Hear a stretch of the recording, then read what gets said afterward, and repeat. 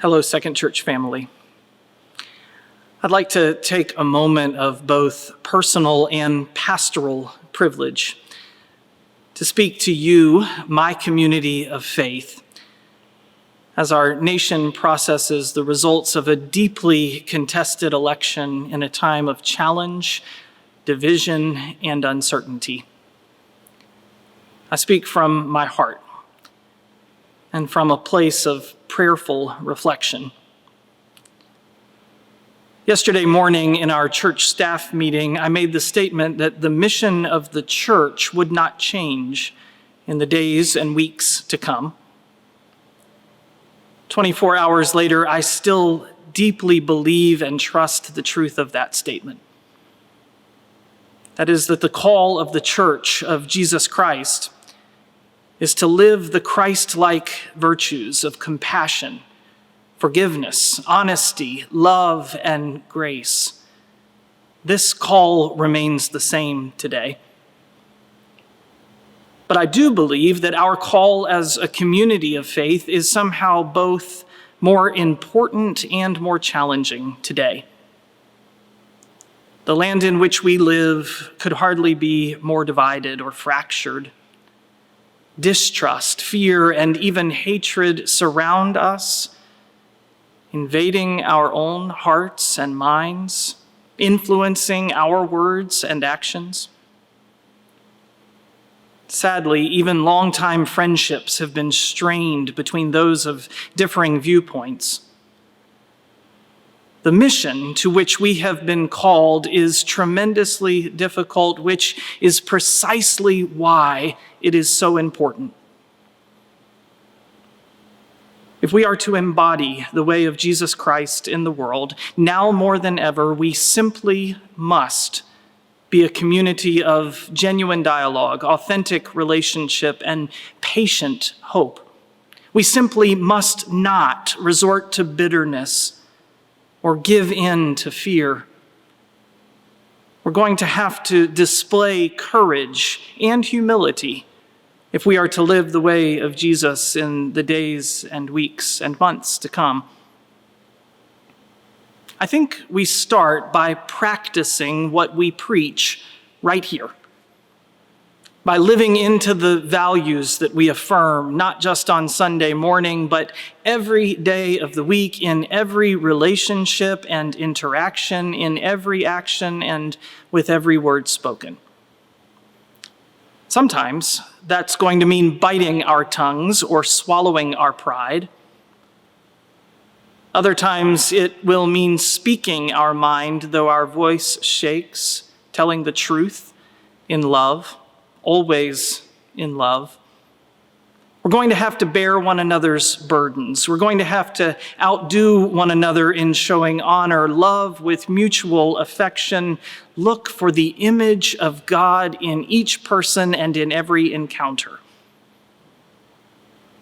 This Sunday, I'll be pairing two biblical texts from different eras that speak to the responsibilities we carry as people of faith. The prophet Isaiah calls us repairers of the breach. The apostle Paul describes us as ambassadors for Christ. Where can you be a repairer of what has been torn apart? How can you serve as Christ's ambassador? It begins in prayer. It leads to action. More on that Sunday. Several weeks ago, I used the words of Marilyn Robinson. I want to repeat them today and pray that each of us will write them in our hearts. To value one another is our greatest safety. To indulge in fear and contempt, our gravest error.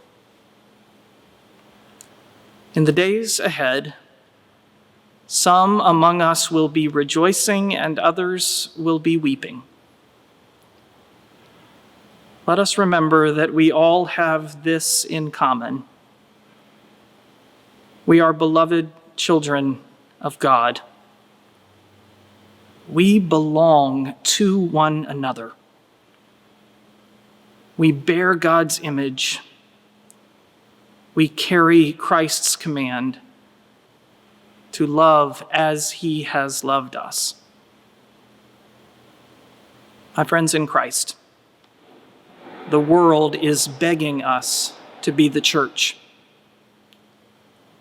May God give us the wisdom and the courage to take up that call and that charge. Let us pray. God of us all, God of us all, we are before you now just as we are. We carry with us a profound and unsettling weariness. We shoulder burdens of anxiety and fear. We dwell in the chaos of uncertainty, lamenting our powerlessness. We confess, O God, that we are tempted to lash out at others or close our eyes to the voices of our neighbors. We confess that the messiness and fragility of our humanity is on full display this day.